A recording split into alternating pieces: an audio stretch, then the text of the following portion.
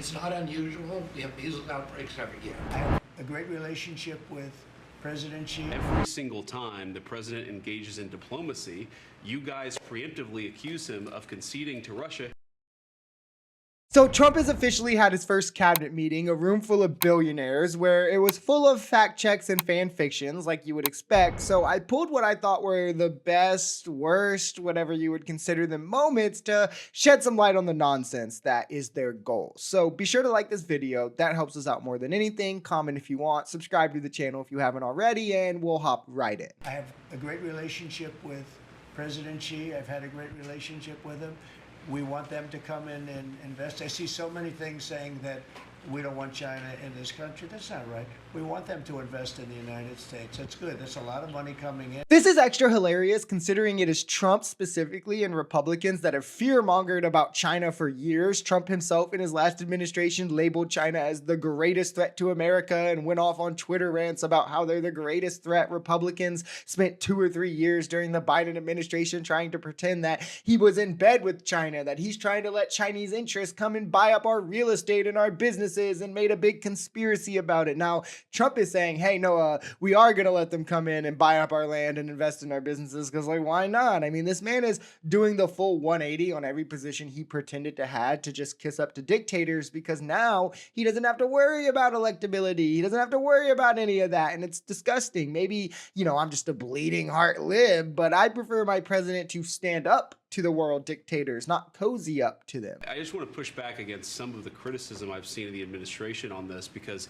every single time the president engages in diplomacy, you guys preemptively accuse him of conceding to Russia. He hasn't conceded anything to anyone. He's doing the job of a diplomat, and he is, of course, the diplomat in chief as the President of the United States. This was J.D. Vance's first remarks, and it came about an hour into the meeting. He's a very important person, obviously, and it was to whine about the press saying mean things about Trump. I wonder why the media might say that Trump is conceding to Russia. Like, on one hand, it could be because, I don't know, they're fake news. Or on the other hand, it could be because Trump's already said Ukraine isn't going back to pre-2014 borders. It's unrealistic to ever think Ukraine will join NATO. We can't keep sending Ukraine weapons. They need to pay us natural resources. Ukraine started the war. I mean, the list goes on, almost verbatim repeating Russian talking points and blaming Ukraine for everything. It's like trying to bargain a $20 sandwich down to $10 and starting with, okay, well, paying $10 would be absolutely ridiculous to even ask, so I don't know why I would even try. I should probably just pay you $5. Like,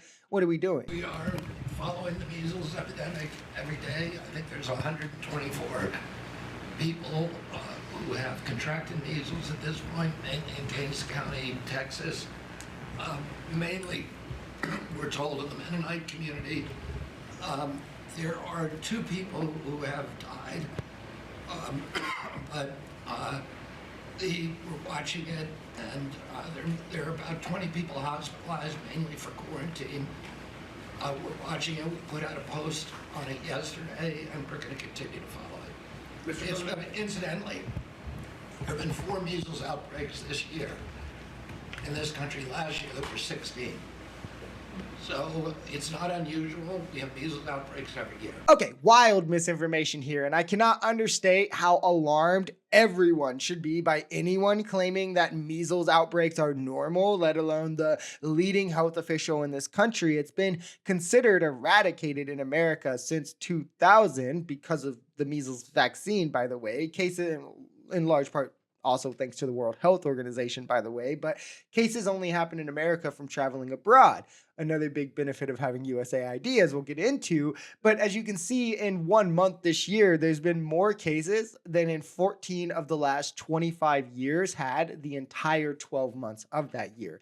It's within half of another 6 of the years. Again, in 1 month, half of what was incurred in 6 years total, the total year for 6 different years, where the anomaly years were because of travel-related individual cases. Now it's isolated outbreaks happening in anti-vax communities in Texas. So even the context of how these things are happening are different. Like the amount of cases within 1 month is alarming. Anyone trying to say that is normal is crazy. There's been 4 outbreaks compared to 16 total last year, which is just an instance where 3 or more cases came at once. It doesn't mean, like, you know, there's this big scary thing, but that is, again, in just 1 month, 4 each month, if this continued, that would be 36. It's not normal. It shouldn't be talked about as such. And as the NIH, CDC are being defunded, we're being pulled out of the WHO. This is something we all need to be worried about. And again, quick sidebar, as I mentioned, it's another reason for USAID and the importance. If we help build up these poorer countries that still have these measles epidemics, we would lower the travel risk for measles to be spread, thus lowering the risk for it to make its way to America. But Republicans don't care about any of that.